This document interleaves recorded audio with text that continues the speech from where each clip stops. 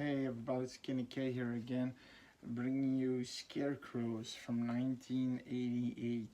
Gets 5.3 on IMDb, but I watched this a second time, and I gotta say it's a 5.5. It's a fun little horror movie with relatively good acting and pretty good gore and creepy moments, a really well utilized environment, a cornfield and a house in the middle, this decrepit house in the middle, always creepy, and all these scarecrows. So scarecrows versus these mercenaries. So here you have a little bit of the movie directed by William Wesley. Now you've got Ted Vernon. His name is Corbin in the movie. Now Michael David Sims, he played in the X-Men 2, the X-Files. He plays Curie. Then you have the rest of the mercenaries who didn't really, because Corbin, Ted Vernon never really did something. You got Jack and Roxanne. And then you've got the hostages, Victoria Christian, Kelly, and David Campbell L. Uh, uh, David Campbell also played in another slasher movie called Killer Workout, also around the same time. I believe also from '88. Now, like I said, Corbin, Curie, Jack, Roxanne, and you also have B.J. Turner as Kurt. Now, why did I put him last? Well, I'll tell you why.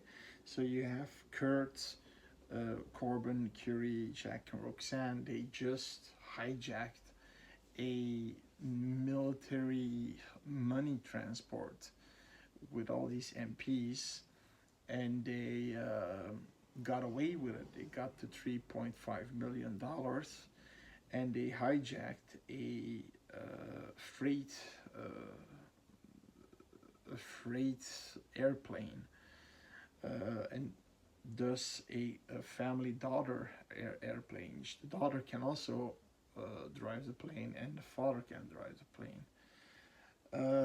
So that's a very good way to get the hell out of there and go to Mexico and just, now what happens is Kurt, like I said, he has other plans with the money. He wants the money for himself, so he puts this time detector thing on a gas bomb, and when the gas goes off, everybody's like, huh? He really quietly put on a parachute vest, and then when the gas goes off, he wants to get out, throws a grenade in the plane so it would go off and everybody would die, and jumps out. Now luckily Corbin takes the grenade and throws it out of the door where he can jump out. So they're really angry, so they say, come turn around with the plane. They can see him, for example, he's running around. They see him, and then at some point they see him going into this decrepit house, and we immediately see all these super scary scarecrows. They're hanging on these crosses, almost like crucified. And in the house, we see a picture of three men, and under these men is the Fowler family. Now, that comes to play later on.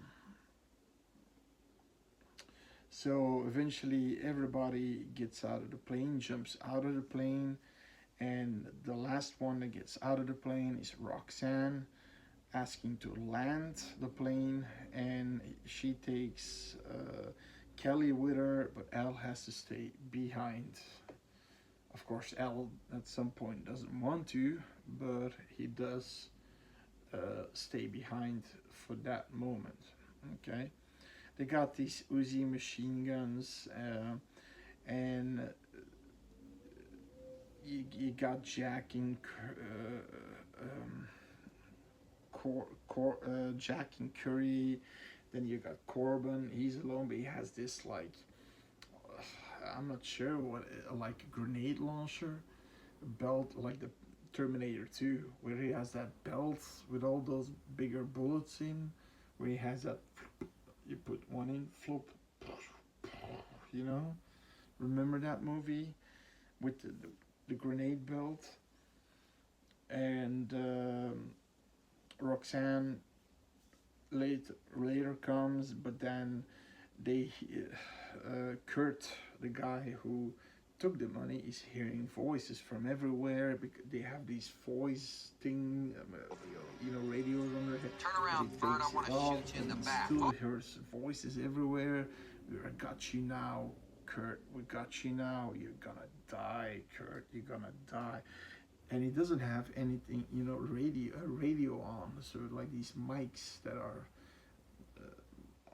are on your ear. So and he's surrounded by these scarecrows. But then one of the scarecrows comes out of the bushes with a razor sharp knife and just sticks it in him and pulls it towards his chin, so gutting him basically. So the rest of them find this White House. They learn about the Fowler family, that they're evil bastards. They died, but some people believe that the spirits of the Fowler spirits are still there, haunting the place, and they transmit their ghosts in these scarecrows. So that's basically the story. So they gonna have to fight scarecrows. That's basically, you got mercenaries fighting a bunch of scarecrows, which is a cool concept. They got Uzis, they got grenades. Like I said, they got a grenade launcher. They got a lot of things to kill these scarecrows. Now, spoiler, okay? The At some point, Roxanne is in the White House. The rest is looking for the money because they couldn't find Kurt, but they did find one bag of money, but not all of it, and they're looking for it. And Kelly and Roxanne, they're in the White Cottage. Meanwhile, Al, he has this little revolver that he had under his, under the wheel of the plane. He goes and look, but he gets attacked and crucified and gutted by these scarecrows. So Kelly loses her dad. And at some point, Kurt is standing there in the White House with a gun in his hand. He lets the gun go, and he's standing there like. So Corbin and Curie go on town on him, and they just hit the living shit out of him because they want to know where's the fucking money, and they're really going on town on him, and he's like, and Corbin is like this muscular dude. He's a big guy, and he's like,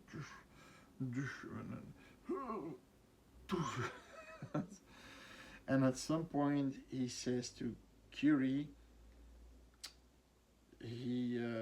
Curie sees something and he opens his fist, and then Kurt is like, "Wow, is it my time to play?" And he has this big ass gash, like I said, gutted, and he starts to throw everybody like ragdolls, even Corbin, the muscular guy. At some point, Corbin is firing an entire clip in him, when he's strangling Jack, and he doesn't really hurt him. Then Roxanne spews an entire clip with an Uzi, and he's like and then he goes down, and Corbin does the last shot. He chops his head off with a machete. And then what they find in him is he's really light. He's filled with with straw and shit like that, because he basically was a scarecrow. The people the scarecrow kill become scarecrows, and therefore don't really die by bullets or whatever. They have only one weapon that can kill them, but not even kill them.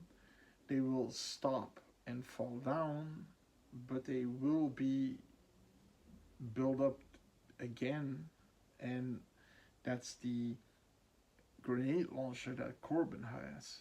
He has the only weapon of the entire team to really destroy these things. But at the very end, they're still alive, so I guess they regenerate. And what also is cool, they find in the wound, in the gash, all scrambled piece of paper, which is all the money. Not all of it, but a big piece of it is put in his wound. So have all this money covered in blood, and they see money outside. It's basically everywhere, and they are going outside, and of course they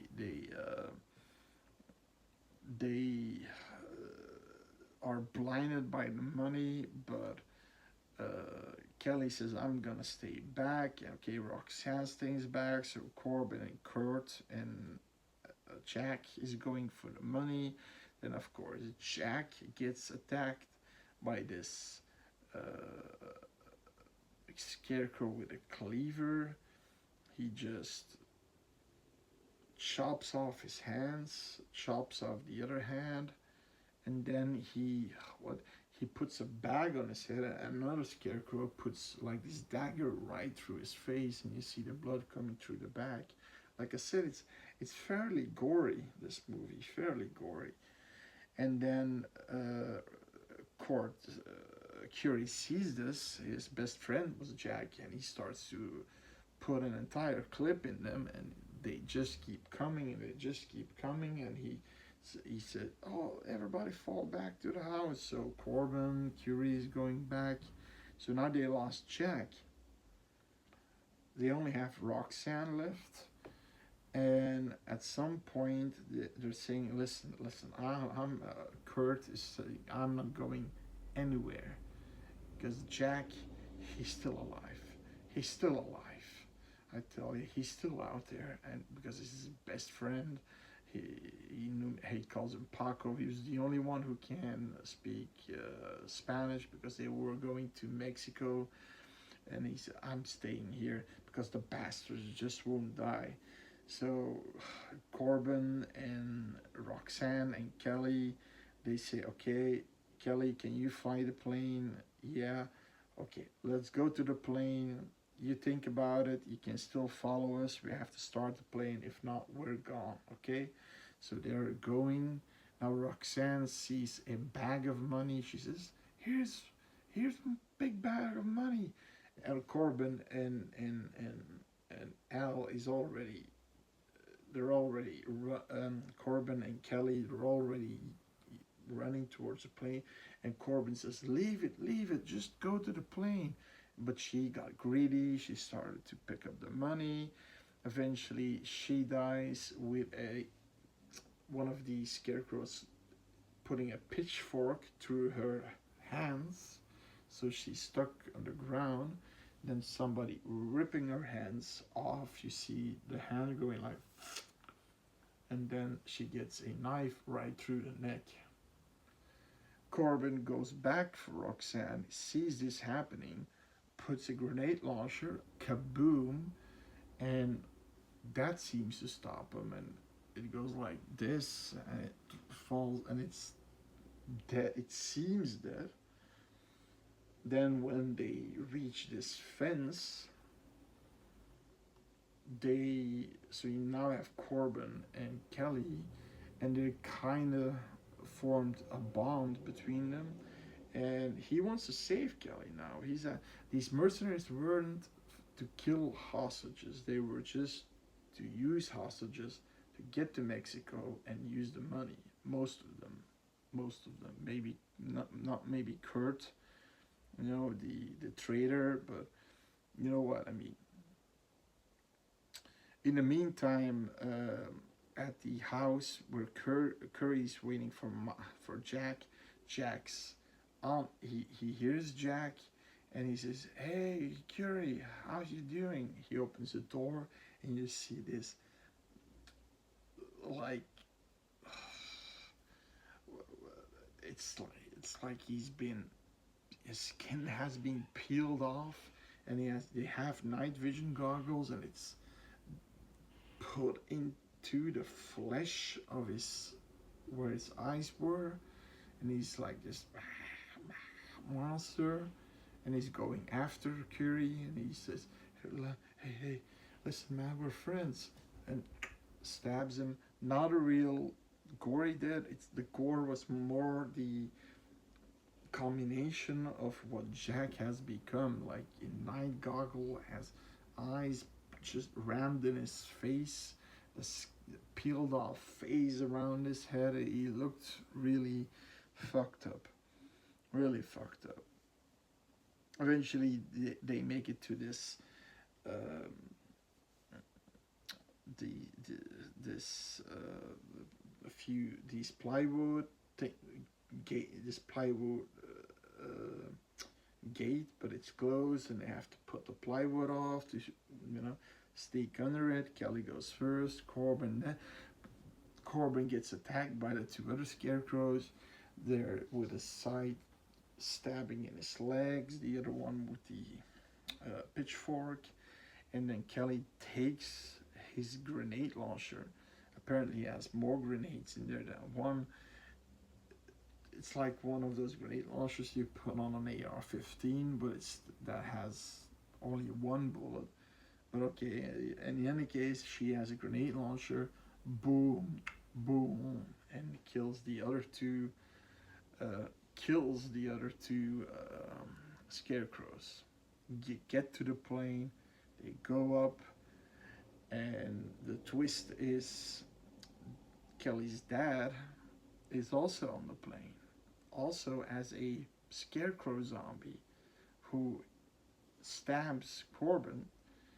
Then he's going for his daughter, and he stabs his daughter through the hand, and Corbin, this the guy can be killed.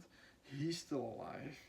He tries to defend her, and but that's something that I just can't believe. At some point, the Corbin guy, the Corbin mercenary, he has a grenade. He takes the guy with the grenade. He puts the pin out. He takes the zombie dad, the scarecrow zombie dad.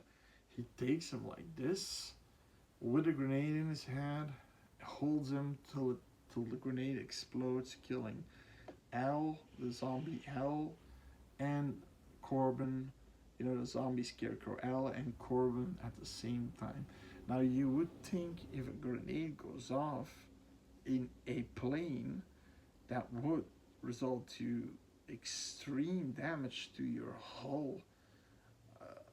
No, is a grenade that?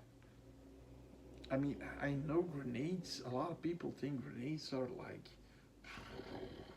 these big ass bombs. They're actually not. And I saw a grenade into action, and it's like putting it in a car, for example. A car wouldn't even explode. It's like boom. It goes like boom, and the car goes up and back down. It's like it's more something to, if you throw it in between a bunch of soldiers, the soldiers boom, they fly away, but they're not It's not like a huge fiery explosion, but okay, a grenade from that, that that close would probably do the trick. But like I said, I would gather that the plane would be destroyed. But okay, uh, she eventually flies away, and then we see the scarecrows that got killed by the grenade launcher back on the crosses, and they're back waiting for new spirits, waiting for new souls to kill and make scarecrows off. So that's the movie. So the positives of this movie is the acting wasn't bad. The location was creepy. You know, these patches of cornfields are always creepy, dense and creepy. Then the scarecrow is a scarecrow on its own is creepy enough, let alone it being alive with knives and other weapons. So them being the killers, that's pretty creepy. They have this small house in the middle of those fields of cornfield in the middle of this small house. That is obvious not really a protection because they just go in and out these scarecrow killers. And I also like the fact that everybody they kill become a scarecrow killer. They see the wounds, how they died, but inwards they're put full of straw, so they become zombie scarecrows in a way, and follow the three Fowler family members that inhabit these three scarecrows along the crosses. They come off, they start killing too. They're like unkillable because at the very end they're back on their crosses.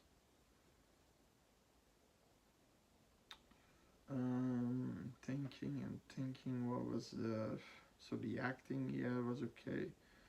Um,